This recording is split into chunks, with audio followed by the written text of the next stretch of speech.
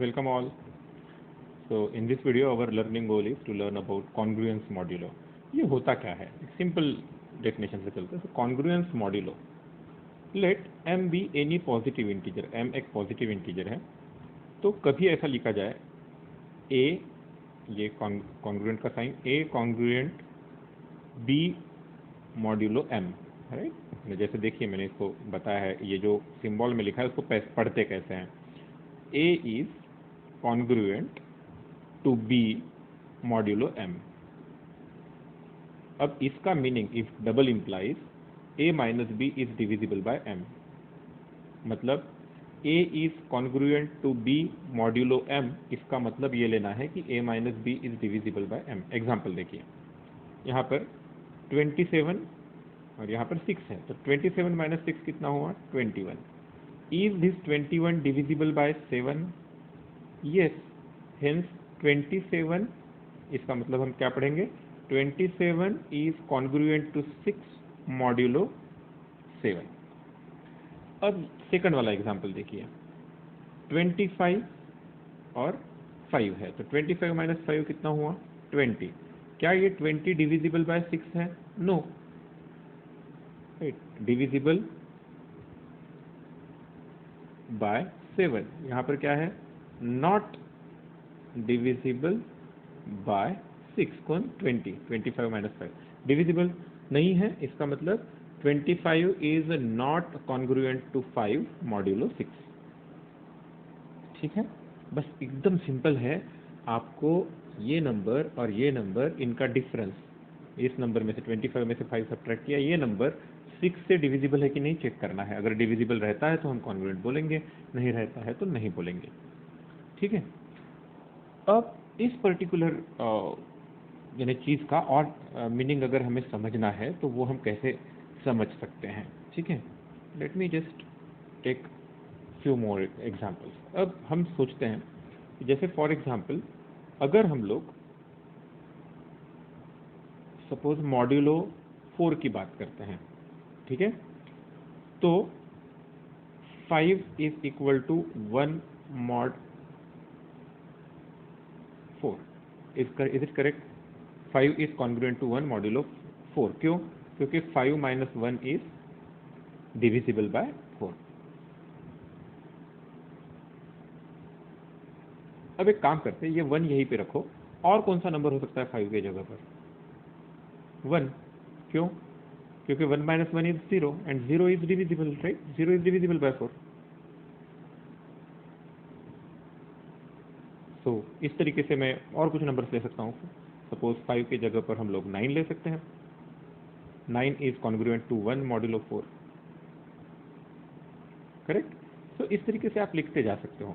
Now 8 is not congruent to 1 mod 4. Correct. But 8 is congruent to 4 mod 4 या 0 mod 4.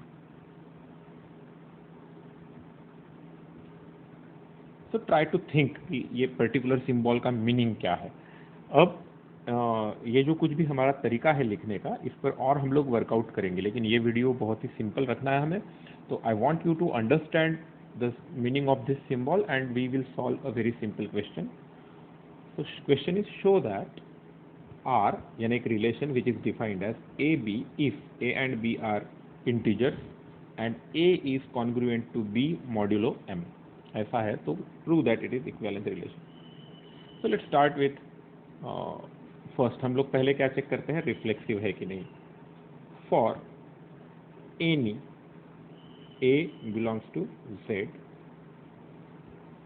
A minus A is equal to 0 is divisible by M. Correct ना? 0 is divisible by M. 0 divisible by होता है any non zero integers, right. So A minus B, A is equal to 0 is divisible by M. Hence, A is equivalent. A is congruent to A mod M. Hence, A belongs to R for all A belongs to Z. क्योंकि ये तो हर integer के लिए होगा ना. इसका मतलब हमें क्या पता चला? Every integer is related to itself by this relation. Hence, R is reflexive. I hope you understand this. Okay. Now, let's say let A B belongs to R. A is related to B. इसका मतलब क्या हुआ? That is, by definition of relation, A is related to B if A is congruent to B modulo M. That is, A is congruent to B modulo M.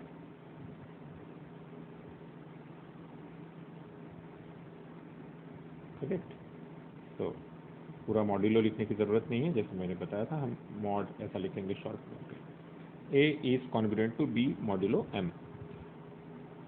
इसका मतलब क्या हुआ? इसका मतलब हुआ कि a minus B, that is a minus B is divisible by m.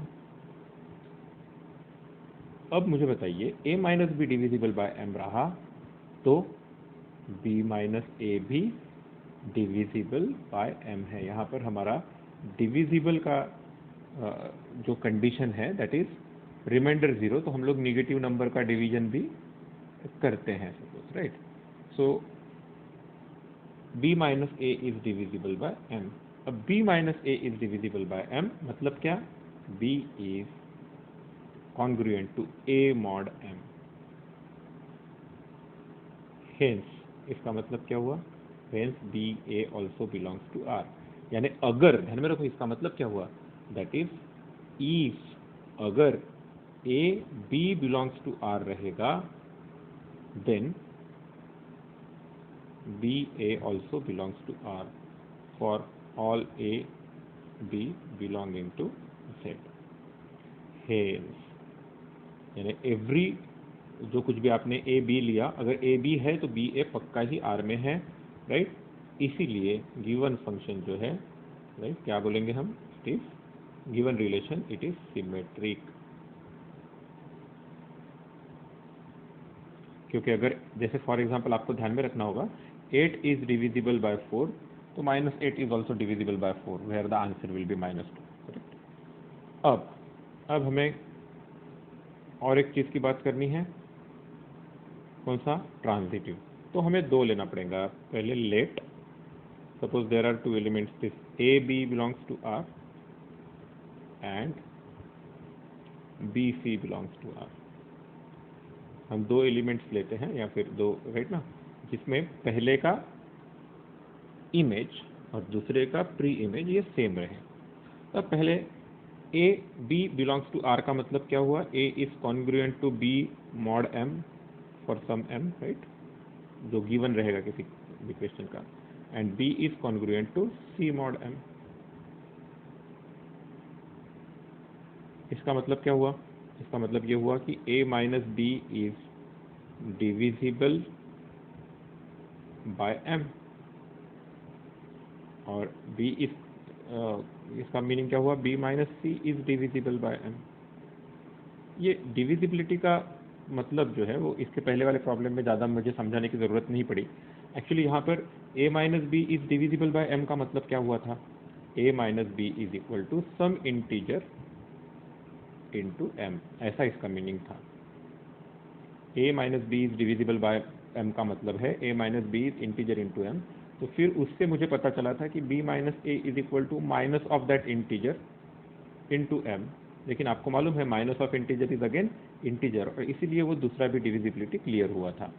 That I think you can understand. Here also a minus B is divisible by m मतलब a minus b equal to k1 into m, and b minus c is divisible by m मतलब b minus c is equal to k2 into m, where what can you tell about k1 and k2? k1 and k2 are integers. अब a minus c की value क्या होगी? I can write a minus c as a minus b plus b minus c, right, which is equal to k1m plus k2m, क्योंकि a minus b की value k1 k2 है, तो which is k1 plus k2 into m. अब मुझे बताइए k1 plus k2 क्या होगा? k1 is integer, k2 is integer, तो दिस इज ऑल्सो इंटीजर. इसका मतलब a minus c is integer into m. a minus c is integer into m का मतलब क्या हुआ, a minus c is divisible by m। क्या meaning लेंगे, that is a is congruent to c mod m। Correct. इसका मतलब क्या हुआ, hence a c belongs to R। तो अगर A is related to B and B is related to C, then A पक्का is related to C by this logic. अगर आप पूरा इसे पढ़े तो what does this mean, hence R is transitive. और लास्ट में हम क्या लिखेंगे, as R is reflexive, as R is symmetric and also R is transitive, hence R is equivalence relation. Okay, so this was just a video to introduce you to this concept. अब for NEET people मैं relations chapter को इसके आगे नहीं लेके जाऊंगा। For JEE people हम लोगों को और भी कई सारी चीज़ें सीखनी है और भी डीप जाना है। I hope you all will be ready for next sessions. Thank you.